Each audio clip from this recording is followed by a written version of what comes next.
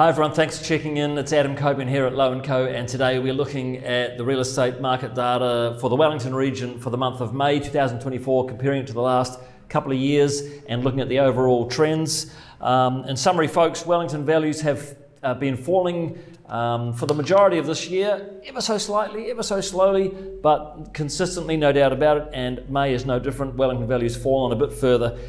Message to sellers is the market certainly feels hard work out there.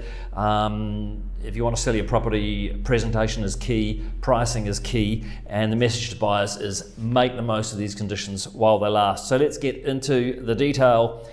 Median sale price $785,000 for May 2024 versus $791 a year ago, a change of 1% down. This is the first time we've seen a reduction in 12 months in the median sale price, so a bit of a turnaround there. And you see by the shape of the graph there, we saw sharp declines in value throughout sort of 2022, 2023. Well, it was stable, broadly stable since about July 2022.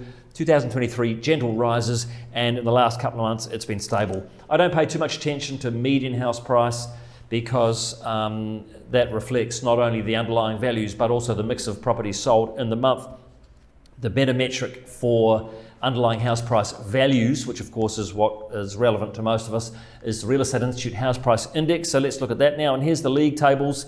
So you can see there, Wellington still has the auspicious privilege, if you like, of leading the league tables in terms of the market that has dropped the furthest since the peak at almost 23% now. Now we were down as low as 26% below, we recovered to about 20% below the peak, and we've deteriorated over the last few months to about 23% below the peak for the region. Very comparable to Auckland at 22% down, but certainly ahead of the rest of the country, and New Zealand overall at 16% down. Over the last 12 months, you can see there, Wellington actually has recovered quite well at just over 4%.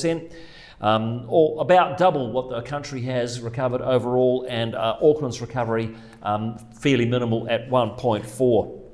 Over the last 3 months, however, very recently, Wellington's performance has pretty much mirrored that of the country overall at minus 2.8% versus 2.9% for the country, and a bigger drop of 4.2% for the Auckland region.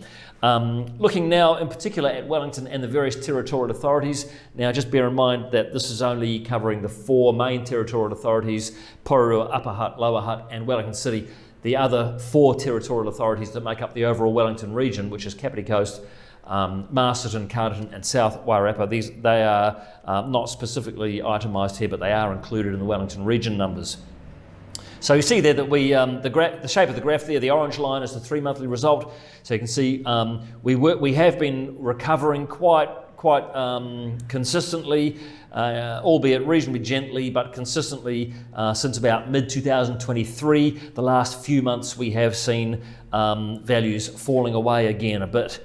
Over the last 12 months, you can see there the territorial authorities all performing quite well, between 4.6% for Wellington City over the last 12 months and 6% up for Upper Hutt City, but all 4 of those main territorial authorities distinctly positive there to various degrees. Over the last 3 months, all negative. Again, to varying degrees, and Wellington City in particular, if you look at that graph there, you can see that is over time more erratic, more of a sawtooth kind of approach. Higher highs, lower lows, and the recent lows, no exception. Wellington City has been falling in value over the last few months faster than the rest of the region. What about new listings coming to the market? So 931, and this is really the big story of the month, or the big story over the last few months, I suppose, but really highlighted in the month of May. 931 new listings versus 458 a year ago and 675 2 years ago. So although May 2023 was a fairly low listing volume month, nonetheless at double what we saw a year ago, 931 listings for the month is an extremely high number, even 38% higher than what we saw in May 2022 at 675. So overall, huge increase in listing volumes that we've seen for May, and indeed that's a general trend we've seen over the last 6 to 8 months, as you can see by the shape of that red line there, a really sharp increase after having dropped to the lowest levels of new listing volumes that we've seen since I started collecting the data about 10 years ago or so, even lower than the listing volumes we saw coming to the market during the 6-monthly period that included all the nationwide lockdowns. So that's how extreme it really is. And if you compare it there to the May average new listing volumes of 674, you can see we're still even considerably higher than what we would typically see coming to the market in May. And you even see that the month of May was bigger in terms of new listing volumes than the month of February.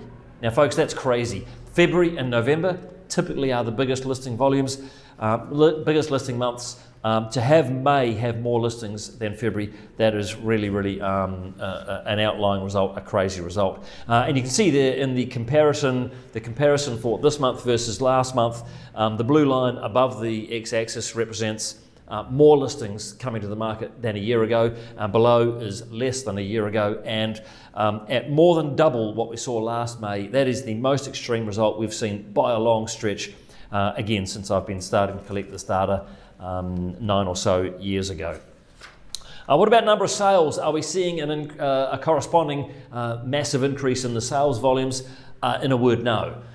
We are seeing gentle increases, but nothing like the large increases we're seeing in new listing volumes. And overall, that's what's making the market a bunch tougher over the last 3 months than we were seeing typically in 2023. A whole lot more listings coming to the market, and we are not seeing the same increase in the number of sales. So it's more difficult for each listing to compete for the limited number of buyers out there in the market. So 663 sales taking place in May versus 661, essentially exactly the same as we saw a year ago, and 27% more than 524 that we saw 2 years ago. So overall, sales volumes are trending slowly up. Good news for us agents, but each individual listing is feeling like harder work because we've got a ton more stock on the market, but we're only making a small amount more sales. And compared to the May average of 713 sales, we're still not up to the long-term kind of norms for the month, unlike the new listings coming to the market, which is considerably increased. Moving on now to how long is it taking to sell? So 39 days in May versus 54 a year ago. So even though the market feels really tough now, we're still shorter to sell than we saw a year ago. So it certainly could be a lot worse. 54 days a year ago and 55 days 2 years ago. So this year in May, 39 days, not so bad. We've sort of seen reasonably stable duration to sell over the last 6 months or so. It's more than we saw for the 6 months prior, but considerably less than we saw in the sort of longer, really tough periods that we saw in 2022 and early 2023. And 39 days compared to the May average of 38, so pretty typical overall. What about inventory? The number of weeks worth of supply we're seeing on the market, 14 weeks versus 14 a year ago, so just the same, and 22 years ago. So 30% fewer, or 6 weeks rather, less stock than we saw 2 years ago. So on that basis, a tighter market. If you look at the long-term graph there, you can see that the long-term average in Wellington is 15 weeks. So how come it feels so tough out there when at 14 weeks we're technically undersupplied, even though it's only by a little bit? You could call it a balanced market or typical compared to long-term norms.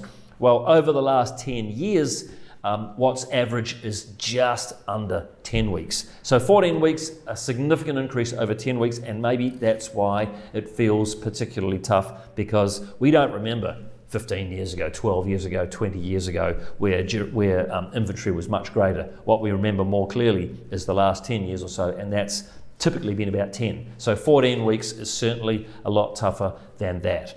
Number of listings on Trade Me, 2848 in June versus 2253 a year ago, and 2828 2 years ago. So almost the same as we saw 2 years ago.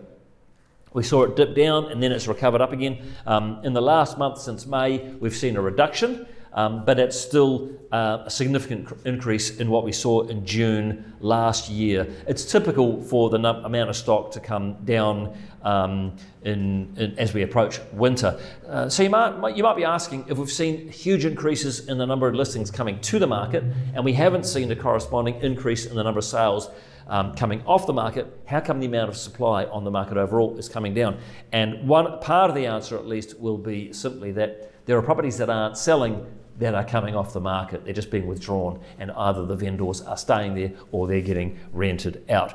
And in that following graph there, you can see that the comparison between now and 12 months ago, we're continuing to increase at 26% more than 12 months ago, most recently in the month of June. So in summary, folks, Wellington values have been softening again recently.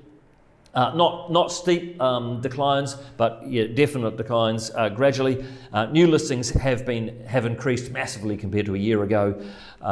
Sales volumes are increasing, not to the same degree, and they are almost back to long-term norms. Duration to sell is up just above what is normal for May. Inventory is fairly normal compared to the long-term trend, but significantly higher than what we're used to over the last 10 years. Trade mere listings are up versus 12 months ago, but trending down in the last month, as is typical as we approach winter. As I say, overall the message for sellers is the market now feels pretty tough again. It's hard to compete for the buyers. You've got to present your property well. You've got to price your property very sensibly. There's just a lot more stock for the buyers to choose from, and of course the reverse is true for buyers. If you've got the ability to purchase, you're in the market, I encourage you to make the most of these conditions while they last. Big thanks to Real Estate Institute and realestate.co.nz for all the data, of course, and thank you for checking in. If you want individual advice, give us a shout. Adam here at Low & Co. See you next month. Thanks.